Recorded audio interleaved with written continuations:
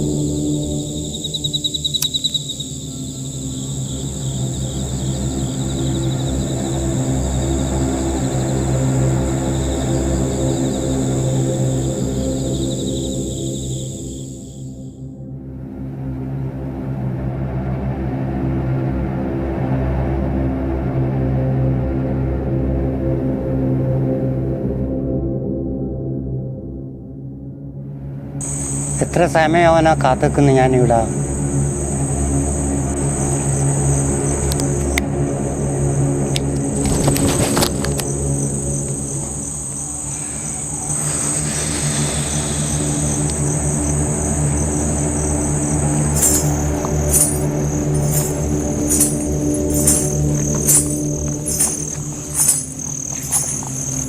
ഈ സമയത്ത് എന്താ ഇവിടെ ഇരിക്കുന്നത്? ഈ സമയത്ത് ഇവിടെ ഇരുന്നാലെന്നോ കുഴപ്പം?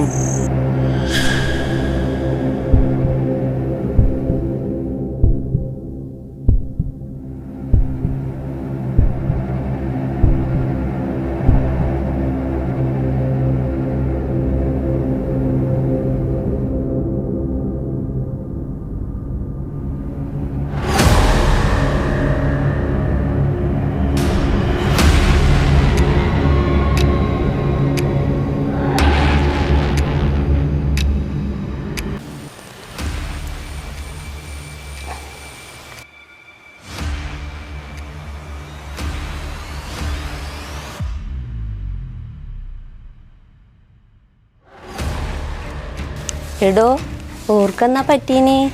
നിങ്ങളെന്തിനാ ഇപ്പോൾ ഓറെ അങ്ങോട്ട് വിട്ടിനി? നാട്ടിൽ നടക്കുന്നതെല്ലാം നിങ്ങൾ അറിയുന്നില്ലേ?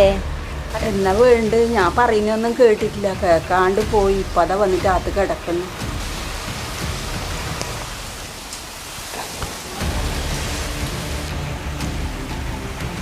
എന്നാ രണ്ടാളും ഇരിക്കുന്നിങ്ങനെ എന്നാ പറ്റിയത്?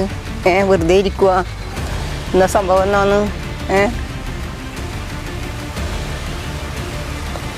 എന്നാ സംഭവം എന്നാണ്? രണ്ടാളൊന്നും മിണ്ടുന്നേ ഇല്ലല്ലോ. അത് ഇന്നലെ ചന്ദ്രേട്ടൻ മീൻ പിടിക്കാൻ പോയവരെന്തോ കണ്ട് പേടിച്ചു പോയിനി. അതാ പറയുന്നു. എന്നാ കണ്ട് പേടിച്ചത്? ആ സമയത്തൊന്നും ആ വഴിക്കൂടെ പോയിക്കൂടാന്ന് അറിയില്ലേ? അവിടെയാണ് വരുത്തുപോക്ക്.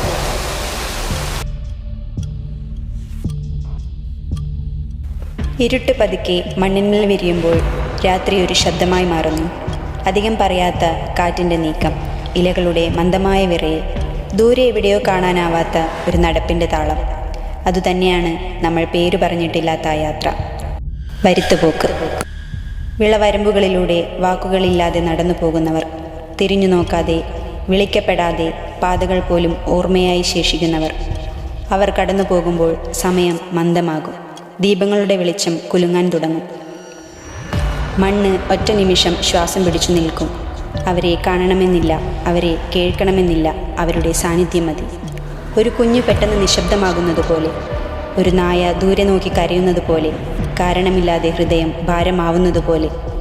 നാട്ടുകാർ പറയുന്നു, അന്ന് വാതിലുകൾ അടയ്ക്കുക, വിളക്കുകൾ അണയ്ക്കരുത്, പേര് വിളിച്ചാൽ പോലും തിരിഞ്ഞു നോക്കരുത്. കാരണം അത് മനുഷ്യൻ്റെ വിളിയല്ല, കാലത്തിൻ്റെ തന്നെ വിളിയാകാം.